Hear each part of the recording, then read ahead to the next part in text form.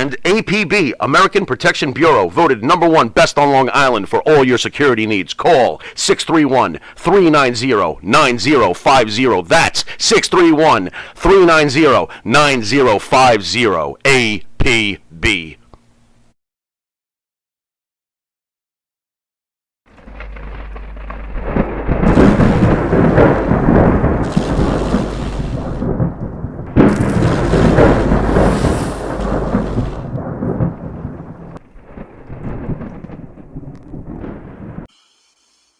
Again, you just had guys looking out for you, but it was mainly, I'd be lying if I said everybody was. It's almost like the Florida guys looked out for them guys. The Minnesota guys looked out for these guys. Right. The East guys looked out for them.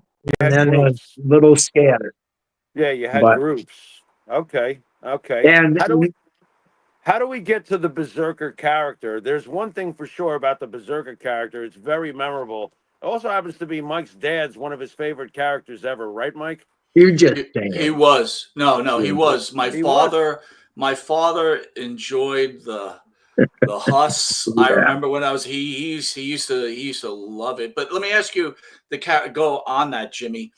Was that Vincent McMahon's idea of bringing in his own Bruiser Brody? No, and I'll tell you why. I was on my dad's car lot selling cars, and I think we watched the Tyson fight together in late 90 or 90, and I was with Barry, Kurt, Rude, Hegson, and all these guys were in, and I almost started crying because these guys are in and I chose to sell cars.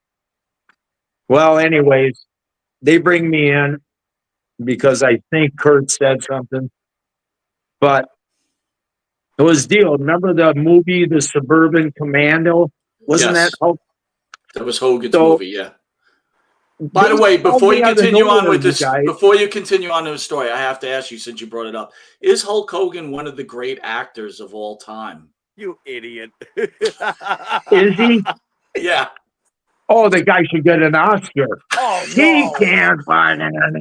Are you kidding me? Oh. When you watch him, it's even worse. So nothing personal, Hulkster. But thank you. I knew you were going to say that. I'm glad you said it. We had to get it out there. You had to get it out there. Anyway, they flew me out there, and The Undertaker, who I had known already for 4 years, he's out there trying out for the part for this movie. And then I'm trying out against him. Well, who's going to get the heel part? Good-looking guy like me? Or the red-haired, sick-looking son like him? Of course, he got the part. He came down from this director named Burt Kennedy, and he had directed John Wayne films. So he came down and he says, they told me I got the part. I said, I knew it. You got. Anyway, so I flew to Vince. They brought me in the office and says, I think we'll make you the Viking. And I did 3 matches or something as the Viking. They come in and says, the Viking has been trademarked. Some kid trademarked it. And the kid, I think the kid was actually wrestling in Japan. So then Vince goes, well, I think we'll make you the Berzerker because that's a form of the worst Viking. I said, we're going to say no, So was it my favorite name? No, but Vince said, let's go with it. And I did my best. You didn't hiss at him when he came up with the name? I mean, what do you mean? Was I said, yeah. Actually, Huss. Yeah, me and Brody did the Huss, but Frank. Yeah. Me and Frank talked to each other about like, now you want to go with me on what I do? I said, yeah, I'll do that, Frank. Let's do it. So I kind of did that, and obviously everybody knows about Brody, and he's a legend. And yeah, I'm definitely no Frank Goodish. Were you frustrated at the character, the Berserker, like the way it was presented? Was there ever any? Did you ever get to talk to Vince about things you might have wanted done with the character? Was there any discussions along those lines? Yeah, that's a great question. Again, but I will say no, I didn't, because was there in my head? Yeah, I'm like, well, this ain't my favorite deal. I mean, people think I'm an idiot and this and that, but who cares? I'm here for the party. Really? And the money, right? Of course. But So you but brought up Mike, Vince McMahon. What are your thoughts about these accusations, the most recent accusations against Vince McMahon, and what do you think about Vince McMahon, the person? Yeah, can't see it happening. I stick up for Vince a lot because I'll tell you what, all these guys that tend to talk smack about him sometimes, they would never have a job without him. He's been good to a lot of people. And how can you dig on a guy too bad? But what this last thing, are you guys talking about what I think you're talking about? We're talking about the sexual allegations, the genetic rant, yeah, and the poop on the head, that type of deal, yeah. Yeah, the poop, and the poop. yeah. So no, I'm actually disgusted by him, and I'll tell you, and of course, a lot of people are, but you don't. I mean, Brock Lesnar, Vince McMahon, big story. Can shit get that weird? Yeah, we think we all know it could get that weird, but I just don't buy it, and I have a hard time. Maybe I'm wrong. Well, John, let me ask you this then: when you engage in a relationship with another human being, right, and they take payment, right? I mean, let's be realistic. Vince McMahon is a billionaire, and usually I think it's 70 something years old. Not many 30 or 34-year-old women who are somewhat attractive, unless you have a lot of money, are coming that way, right? We all know this. Yeah, that's a good point. We're all three older guys, right? That's a good point, and that's the kind of shit I forget. Well, yeah, well, we all think that we're still that, but we're not. But my point is, when a woman or a man, whatever, you take money for a service, do you think you lose all credibility after that point, no matter what the story is and whether it's true or not, right? Because you have taken money for said, kind of, yeah, it's a tough one to say not yes to, because what are you doing giving this nutty broad anything if that was the case? And I know what you're saying, and I guess I agree. I just,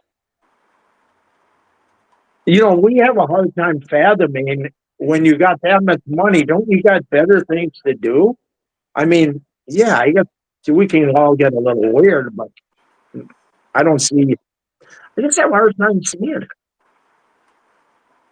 Fair enough. But I'll tell you one thing, that because I know Brock Lesnar, and Brock is a hard ass and all that, but he was so damn good. He's so good for pro wrestling. He's off the chart, and he is, when you know him. I don't know Brock really good. My son wrestled with him, and at the U of M and this and that. And I've talked to Brock a few times, sold him cars. But here's the point with him is, I see him laughing and getting silly like the rest of us, but I don't see him diving in that deep. And I believe what he tells me, and believe me, I talk a lot of smack on these podcasts. I said some shit where I got in trouble with my buddies. So, yeah, no, but it sucks that Vince had to pay anything. John, I mean, did pay anything. How did How are you able to process as someone who's putting his body on the line, and you get to the big WWF and they give you this gimmick? I want to go back to Brody. Yeah. You knowing Brody, why was the trigger never pulled where Bruiser Brody in his prime should have been fighting Hulk Hogan at a WrestleMania, and then further down the line, why were the two of you not made a tag team? There could have been so much more potential for you too. So why do you think that it never happened with Brody and Vince, and ultimately it could have been more for you? Any thoughts on this? Yeah, well said. But I'll tell you why. First of all, Frank, you remember he was making 14,000 a week in Japan. Oof. And that's Okay. when 14 was like Oh, 25 now. it's nice But now. I'll take it. Go on. yeah, well, off the chart. So money is so crazy, it's hard to add up anything. But Right. I know this. Frank loved Japan. He just liked it. And I met him in '85 over there, back when him and Snuka walked off the train and didn't take their payday. And they just left all their money there. And then Japan delivered both of them a suitcase of their payout, which would have been, 30 grand, 40, 50 grand cash.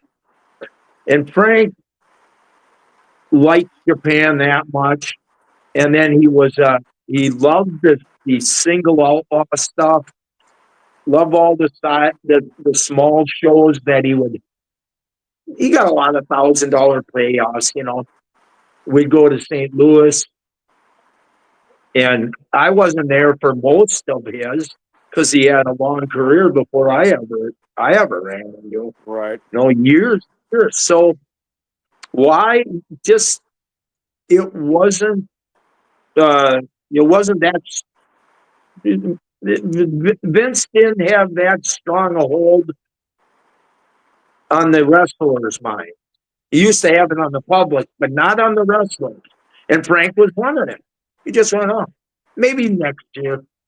And then me and Frank talked. They offered us 250 grand each for 100 plus nights. And Frank, I called Frank at home and I said, that's a firm no, right? Yeah, nah, not yet. And then here he dies 3 months later, and I'm sure something else could have been in Frank's head if he stayed alive longer. What were your thoughts on his murder in Puerto Rico, and why do you think justice was never served? 100% because they're tied in with the mob and the judge. 100%. You remember, here's they got an 8x10 photo and said, "This is the man that tried killing me. I had to defend myself." And they bought it hook, line, and sinker. But it was so obviously a murder that it was crazy. Yeah. And I was with the Nasty Boys at a bar in Minnetonka, Minnesota, when we got the phone call at the bar that Frank had been murdered. And we're all like, and I was with Knobs and Sag, and it was one of them bars out on the lake. And and everything got quiet the rest of the night. And we talked and talked, and somehow hoping it was going to be not true.